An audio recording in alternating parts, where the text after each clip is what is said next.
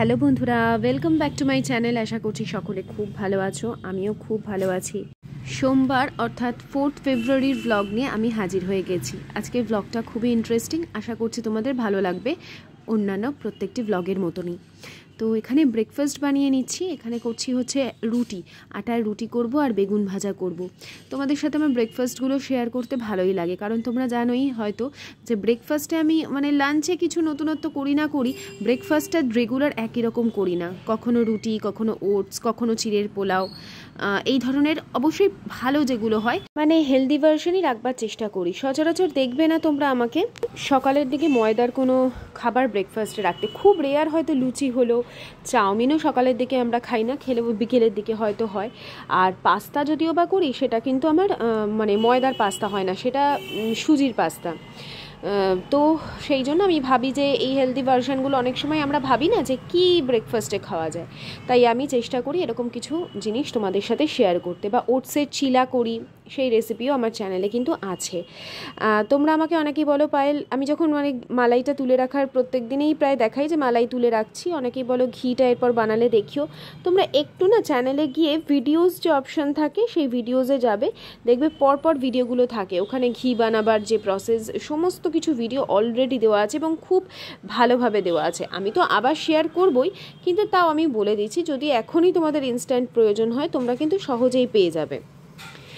আর এখানে ওই নুন চিনি মাখিয়ে রেখে দিয়েছিলাম। দেখো, খুব সামান্য তেলে ভালোভাবে বেগুন ভাজার একটা ট্রিক্স আমি নিজেও শিখেছি, তোমাদেরও বলেছি এর আগেও। সেটা হচ্ছে এই যখন নুন চিনি হলুদ মাখিয়ে রেখে দিই তোমরা কিছুক্ষণ, তারপর ভাজার আগে বেশ কিছুটা আটার গুঁড়ো ছড়িয়ে নেবে, তাহলে এই অল্প তেলের মধ্যেই তোমরা দেখো কত ভালো করে বেগুনটা নরম করে ভেজেছি। এমনিতে আগে আমার বেগুন ভাজতে এত তেল লাগতো, সেই ভয়ে আমি বেগুন খেতাম না, কিন্তু এখন সত্যি বলতে বেগুন ভাজতে আমি নিজে বেগুন ভাজা খেতে ভালোবাসি। আর এত ভালো হয় তোমার মনেই হবে না যে তুমি অল্প তেলে এই বেগুনটা ভেজেছো। তো সব থেকে বড় কথা আমি সবসময় বলি যে আমরা অনেকেই ভাবি প্রচুর তেল দিয়ে রান্না করলেই বোধহয় রান্না সুস্বাদু হয়, কিন্তু তা একেবারেই নয়। রান্না সবসময় সুস্বাদু হয় মশলার পরিমাণ, টেম্পারেচার এবং তুমি কতক্ষণ সময় নিয়ে রান্নাটা করছো তার ওপরে। তো এগুলো করতে করতে আমার না অভ্যেস হয়ে গেছে, বা আমি শিখে গেছি বলতে পারো। আর সব থেকে বড় কথা হচ্ছে তেল অধিক পরিমাণে খেলে আমাদের শরীরের না একটা অন্য ধরনের ক্ষতি হয়।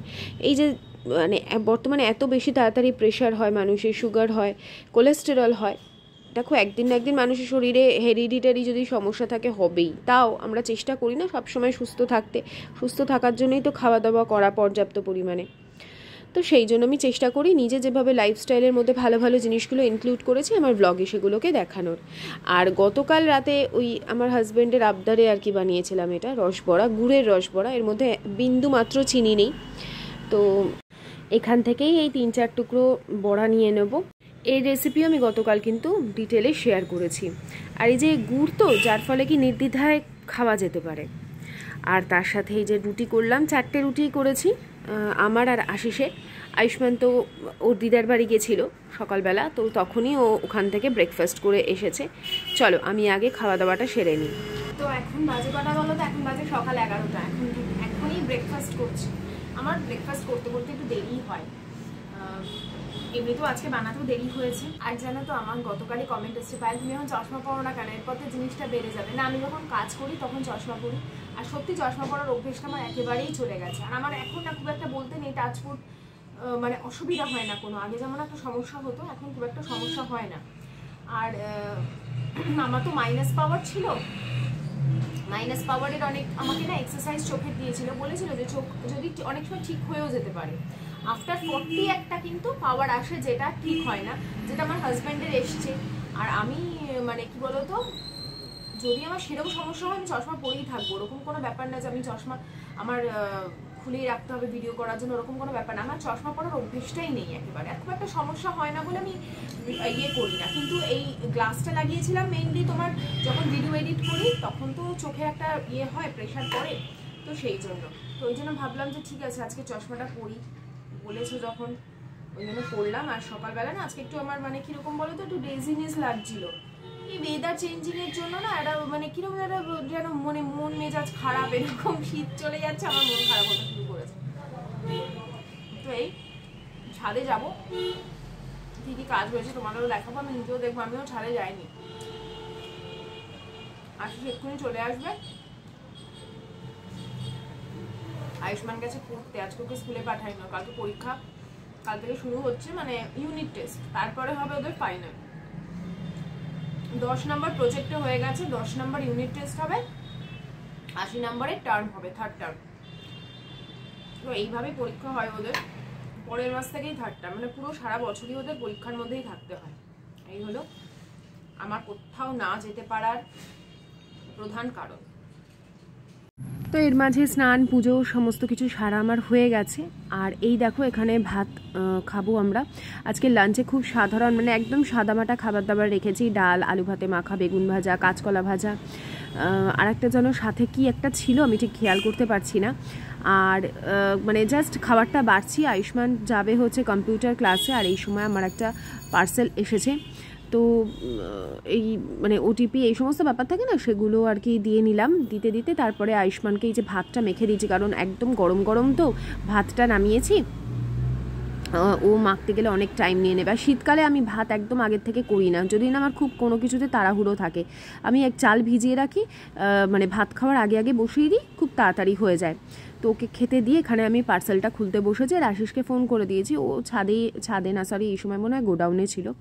আমি পার্সেলটা খুলতে বসেছি। তো ভালো মানে আমার কি বলবো, নতুন কিচেনের জন্যই জিনিসপত্র আসছে এক এক করে, এখন শেয়ার করব না, পরে তোমাদের সাথে আলাদা ভিডিওতে শেয়ার করব।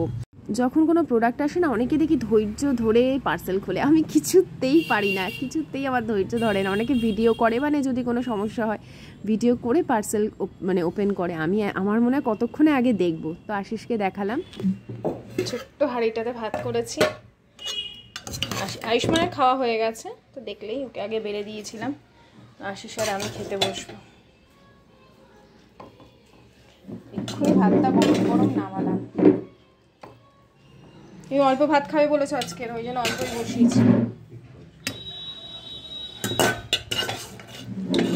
ইলেকট্রিকের বিল দিয়ে আসলাম, জানো ৩৩৩১ টাকা। লোডিং কি লোডিং? Machine load বাড়ালাম। তো আশিস কেন বলো তো অল্প ভাত খেতে চেয়েছিল দুপুরবেলা, ও দুপুরবেলা কি মানে অনেকটা বেলাতেই ব্রেকফাস্ট করলো, রুটি খেলো, আবার ওই বাড়ি থেকে লুচি মা দিয়ে দিয়েছিল, সেই লুচি খেলো, ফলে ভাত অল্পই খেয়েছে।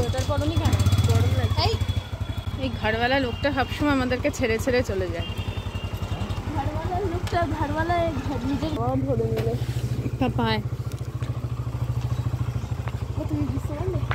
এই দেখো এখন ওপরে এলাম, আমাদের কিন্তু ফল সিলিংয়ের কাজ হয়ে গেছে, শুধু কালার হবে, লাইট বসবে।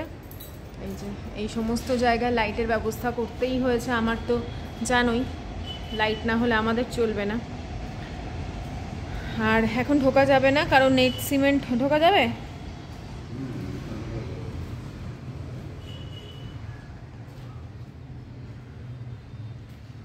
ফল সিলিংয়ের ডিজাইনটা কেমন হয়েছে বলবে, হ্যাঁ মানে এখন তো বুঝতে পারবে না, লাইট জ্বললে তারপর বুঝতে পারবে। দাঁড়াও আমি দূর থেকে দেখাবার চেষ্টা করি। এই দেখো, এই ফল সিলিংয়ের কাজ,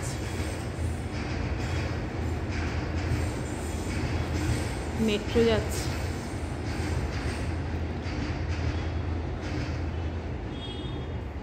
মানে আলো বসে গেলে তারপর বুঝতে পারবে যে এইখানে দুটো ডিজাইন আছে, আর ওদিকে কিন্তু ট্রে দেওয়া আছে, মানে পুরো চারদিক দিয়ে কিন্তু ট্রে দেওয়া আছে, ভেতরে লাইট, এখানে দুটো ট্রে, এই সামনে একটা, ভেতরে এই দিকে আর একটা, শুধু সামনেটাই দুটো ট্রে আছে, বাকি কিন্তু এইগুলোতে একটাই ট্রে। কেমন হয়েছে বলো? এটা কিন্তু ডিজাইনটা আমার পছন্দের। যখন আলো জ্বলবে তখন বোঝা যাবে ঘরটা কতটা সুন্দর। আর বাইরে এই জায়গাটা পুরো পরিষ্কার করে দেওয়া হবে, সামনেটা পুরো পরিষ্কার করে দেবো, ওখানটা অনেক কিছু করবার প্ল্যান আছে, সেগুলো পরে তোমাদের সাথে যখন করবো তখন দেখাবো। আর এই দেখো, এই হচ্ছে এই যে আর একটা বাথরুম হয়েছে, এইটা এই যে প্লাস্টার হয়ে গেছে বাইরে থেকে, এই দেখো প্লাস্টার হয়ে গেছে।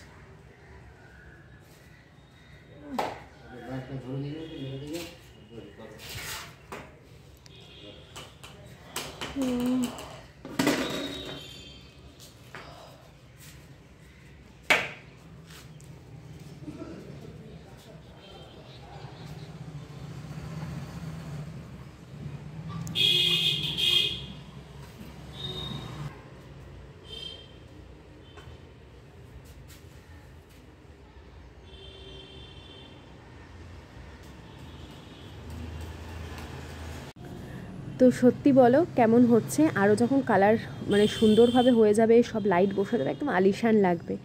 আর করছি যখন খুব ভালো করেই করছি, কোনো জায়গায় আমি মানে খামতি দিতে চাই না, যাতে দেখলে নিজেরও শান্তি লাগে আর থাকতেও সত্যি কথা বলতে শান্তি পাই।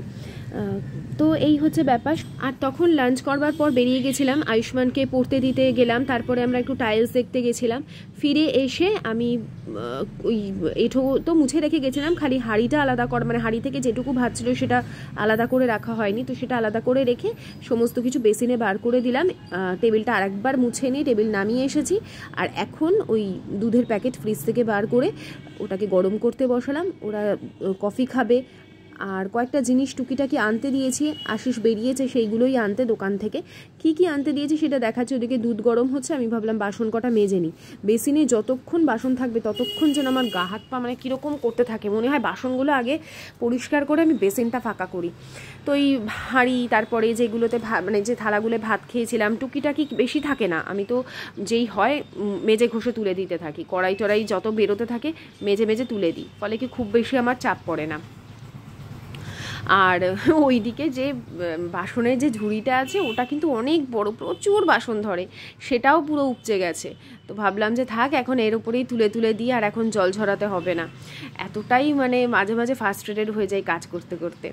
তো হয়ে গেল। এদিকে হাঁড়ি আর ডেচকিটা ধুয়ে আগে তুলে দিয়েছি, কারণ ওগুলো একটু বড় তো আকারে, তো সেই জন্য এগুলো তুলে সাইড করে রেখে দিয়েছি। আর থালাগুলো ঝটাপট মাজছি আর ওপরের দিকে তুলে দিচ্ছি। তো কি করব, যখন নিজেকেই সমস্ত কাজগুলো করতে হয় তখন যখন যেরকম পরিস্থিতি সেরকমভাবেই করতে হয়।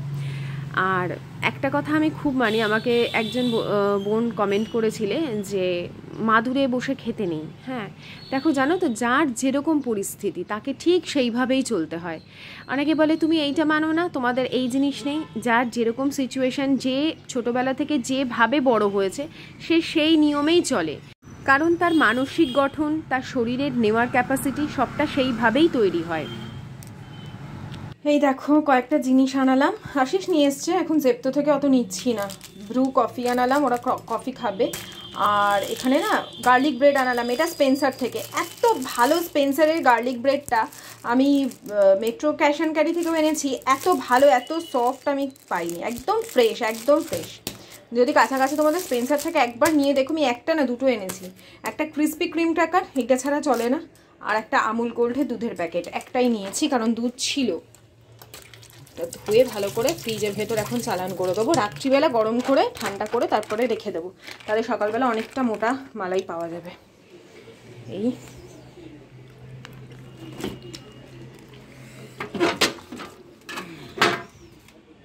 আর একটাও আনিয়েছি, দেখবে এইটা,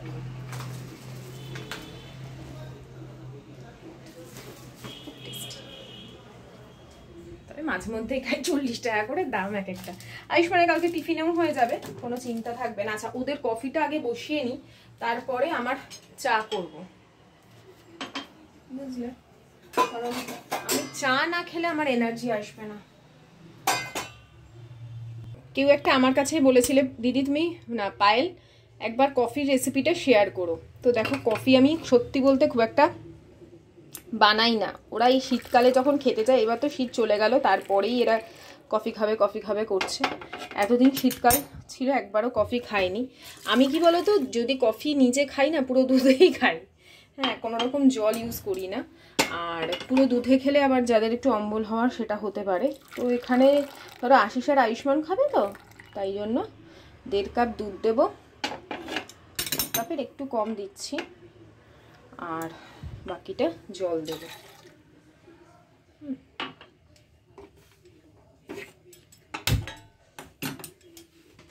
মানে ধরো দুধের পরিমাণটাই বেশি, কফিটা একটুখানি মানে পাতলা হলে কিন্তু একদমই ভালো লাগে না। আর এটা ইনস্ট্যান্ট কফি তো। এত আজকে আমার জল পিপাসা পাচ্ছে কেন কে জানে, খালি জল পিপাসা পাচ্ছে। জল খেয়ে আয়ুষ্মানকেও দেবো। একটু আগেই এক গ্লাস জল খেলাম।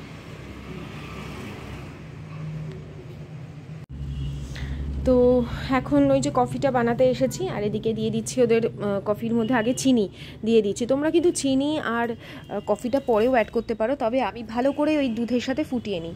আর কেন বলো তো ওদেরটা আমি জল মেশালাম, তার কারণ হচ্ছে আশিসের পুরো যদি দুধের দিই না ওর অ্যাসিড হবে। আরও বলেই দেয় যে দুধের পরিমাণ আর জলের পরিমাণ সমান সমান দিতে। তো যে যেমন আমাকে বলে আমি কিন্তু সেই রকমভাবেই করি। এটা যদি আমি নিজের জন্য শুধু করে খেতাম আমি পুরোটাই দুধের করতাম, তাতে পরে গ্যাস অম্বল হলেও একটা ওষুধ খেয়ে নিতাম, আমার কিছু সমস্যা হতো না। তো এরপরে একটা পাতা এখানে আমি ডাইরেক্ট এই জলে মানে দুধের মধ্যে দিয়ে দিলাম, আর কিছুটা আরও দিলাম, আর কিছুটা আমি ওই কাপের মধ্যে দেবো। এতে কফির গন্ধটা খুব ভালো থাকে আর একদম ঘন ঘন কফি হয়। তো সেদিন আয়ুষ্মানের স্কুলে এক্সিবিশন ছিল, তো সেদিন আমাদের কফি খাইয়েছে। এত ভালো কফিটা করেছিল না, বাটার দিয়ে কফি করেছিল জানো তো। আমি একবার ইউটিউবে দেখেছিলাম রেসিপি বাটার দিয়ে কফি। আমি না ভেবেছিলাম বাবা বাটার দিয়ে কে কফি করে, কিন্তু ওই দিন ওখানে খাইয়েছিল, খেয়ে আমি বুঝলাম সত্যি জিনিসটা অসাধারণ খেতে। আর এই যে গার্লিক ব্রেডটাকে ভালো করে এরকমভাবে কেটে নিয়েছি। দেখো গার্লিকের পরিমাণ তোমরা নিজেরাই চোখে দেখতে পারবে যে গার্লিক কতটা পরিমাণে আছে। আর বাটার আমার ফ্রিজে আনা আছে, এটা একটুখানি বাটার রয়েছে, ওটাকেই ইউজ করে নিচ্ছি যেটুকু আছে, যেটুকু না অনেকটাই আছে, আজকের মতন হয়ে যাবে। তো এইভাবে দিলে না বাটার একদম নষ্ট হয় না জানো তো। কিন্তু তাওয়াটা তোমাকে ভালো করে মানে মাজতে হবে। আর আমার তাওয়াটা একটু যদি, এটা অ্যানোডাইজের তো হকিন্সের, আর অ্যানোডাইজ এরকম একটা কিছু বলে, তো ভীষণই ভালো। আমার কড়াটাও খুব ভালো, আর আমি এই অ্যানোডাইজ না মানে ভীষণ আমার পছন্দের আর কি।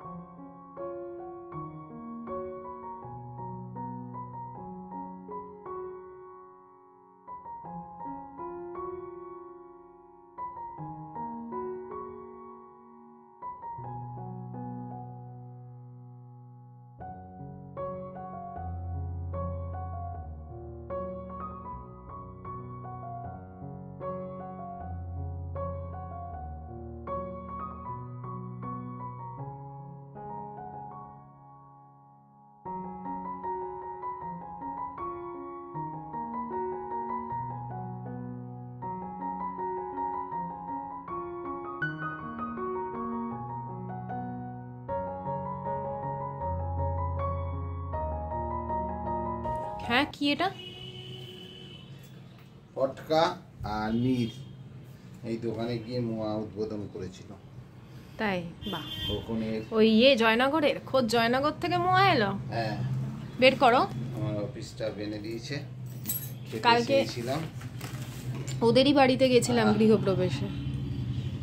ওর তো বিয়ে হয়ে গেল না বিয়ে হবে? হবে, কালকে আশীর্বাদ হলো, 2 প্যাকেট দিয়েছে। এগুলো ওদের 6টা দিলাম, আর এখান থেকে ডিস্ট্রিবিউট হবে, আমাদের রাখবো।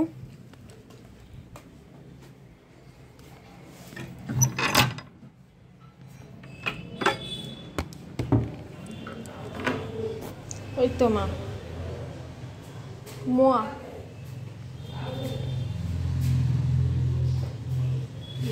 মোয়া একদম জয়নগরের। এবারে আমরা খোদ জয়নগরের মোয়া খেয়েছি দুবার, বলো। এত মিষ্টি খাওয়া যাচ্ছে না। না এটাও তো মিষ্টি না, এইখানে যে মোয়াগুলো থাকে ওগুলো বেশি মিষ্টি হয়। সেদিনে খুব মিষ্টি ছিল বাবা,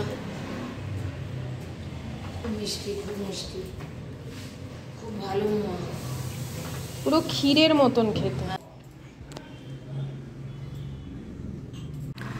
আর আশিস আজকে আসার পথে ওই আয়ুষ্মানকে যখন কম্পিউটার থেকে নিয়ে এলো তখনই বাজার থেকে মাটন নিয়ে এসেছে।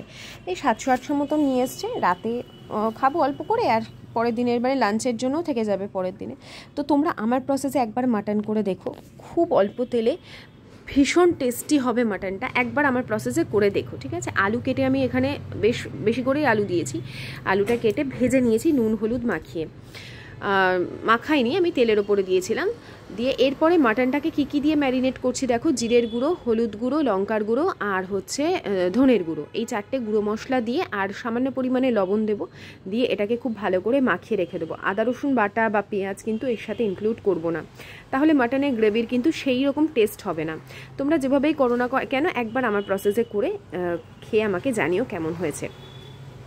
তো এটাকে ভালো করে মাখিয়ে ম্যারিনেট করবার কিছুই দরকার নেই, ওই যতক্ষণ আলু পেঁয়াজ কষছে ততক্ষণ, মানে আলু ভাজা হয়ে যাচ্ছে পেঁয়াজ কষছে ততক্ষণের মধ্যে তোমার মানে মাটনটা ভালো মতনই ম্যারিনেট হবে। এদিকে দেখো কত কম তেল নিয়েছি, কিন্তু লাস্টে তোমরা মাটনের কালার দেখলে বুঝবে যে মাটনটা কেমন হয়, রান্নাটা কিভাবে মানে কম তেলেও এত ভালো হয়। তো এখানে তেজপাতা 2টো দিয়ে বেশ অনেকটা পরিমাণে পেঁয়াজ দিয়েছি আমি, 800 মাংসের জন্য এখানে 5টা পেঁয়াজ দিয়েছি বেশ বড় সাইজের, হ্যাঁ, কারণ গ্রেভিটা খুব পাতলা মাংসের ঝোল, অথচ পাতলা একটা ঝোল করতে হবে, অথচ ঝোলটা যেন থিকনেস থাকে। তো সেই জন্য পেঁয়াজটা আমি 5টা মতন পেঁয়াজ দিয়েছি, বেশ একদম ট্রান্সপারেন্ট করে ভেজে নিয়েছি। তার মধ্যে দিয়ে দিলাম 2টো বড় সাইজের টমেটো। এদিকে আদা রসুন আর কাঁচা লঙ্কা আমি ভালো করে পেস্ট করে নিচ্ছি। দেখো যতক্ষণ পেস্ট করেছি ততক্ষণে টমেটো বেশ ভালো মতন গলে গেছে।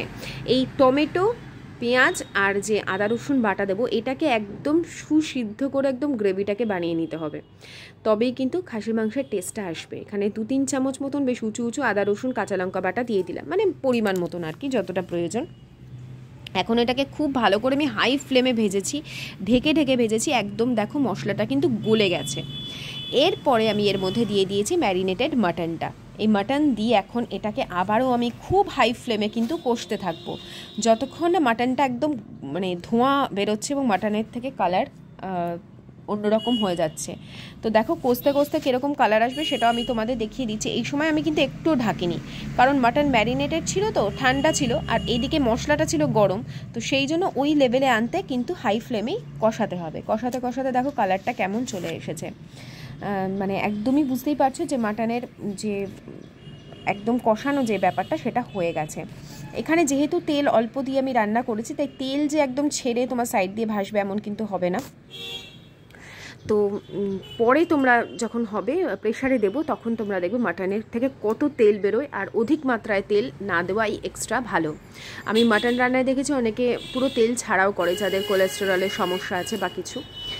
তো এরপরে আমি আর এই কড়াইটাতেই আমি মাটন করি সচরাচর, দেখবে যেটাতে আমি লুচি ভাজি, এটা কিন্তু আমার লুচি ভাজার কড়া, কারণ এই কড়াইটাতে না এত ভালো কষানো যায়, কোনো দিক থেকে চিপকে যাওয়ার চান্স থাকে না। এই জন্যই আমি মাটন করবার সময় সবসময় এই অ্যালুমিনিয়ামের পোড়া কড়াইটাই বার করি। তো এখানে আমি ওই কড়াইয়ের মধ্যেই জল গরম করে ওর মধ্যে অ্যাড করে দিয়েছি, আর দিয়ে দিয়েছি পরিমাণ মতন নুন, আর দিয়েছি গরম মশলার গুঁড়ো। আলু আর গরম মশলা আবার পরে কিন্তু আমি অ্যাড করে 4-5টা সিটি মেরে নিয়েছিলাম, মানে প্রথমে 4-5টা সিটি দিই, তারপরে আবার দিই আলু দেওয়ার পর। তো এই দেখো এখানে পুরো মাংসের ঝোল রেডি হয়ে গেছে। দেখো তো মাংসের কালারটা ঠিক কেমন এসেছে। কেউ বলবে যে আমি এত কম তেলে রান্নাটা করেছি, আর খেতেও কিন্তু দুর্দান্ত হয়েছিল। অনেকটা রাত হয়ে গেছিলো বলে পরিমাণে কম খেয়েছি আমরা, পরের দিনের জন্য বেশিটা রেখে দিয়েছিলাম। রান্না করতে একটু দেরি হয়েই যায়, কারণ আয়ুষ্মানের এক্সাম তো, ওকে নিয়ে পড়াতে বসতে হয়, তারপরে নিজের ভিডিও করি, নিজের রান্না বান্না। এখন আর খাওয়ার কোনো টাইম থাকবে না যতদিন না ওর অ্যানুয়াল এক্সাম শেষ হবে। অ্যানুয়াল এক্সাম ওদের স্টার্ট হচ্ছে মার্চ মাস থেকে, আর শেষ হতে মার্চ মাসের মিডল আর কি। কিন্তু আপাতত ইউনিট টেস্ট চলছে ওদের, তো সেই জন্য পড়াশোনা নিয়ে খুবই ব্যস্ততার মধ্যে দিন কাটছে। তো বন্ধুরা এই হচ্ছে ব্যাপার। আর আজকে ওই দেরাদুন রাইস করে নিয়েছিলাম, যেদিন মাংস রাত্রিবেলা হয় সেদিন একটু দেরাদুন রাইস, এই একদম ঝরঝরে ভাতের সাথেই তো এই মাংসের ঝোল গরম গরম খেতে ভালো লাগে বলো। তো কেমন লাগলো আজকের ভিডিও অবশ্যই আমায় কমেন্ট করে জানিও। যদি ভালো লেগে থাকে লাইক, শেয়ার অ্যান্ড সাবস্ক্রাইব। আবার আসছি আগামীকাল, ততক্ষণের জন্য সকলে খুব ভালো থেকো। Tata, bye bye, good night, সায়োনারা।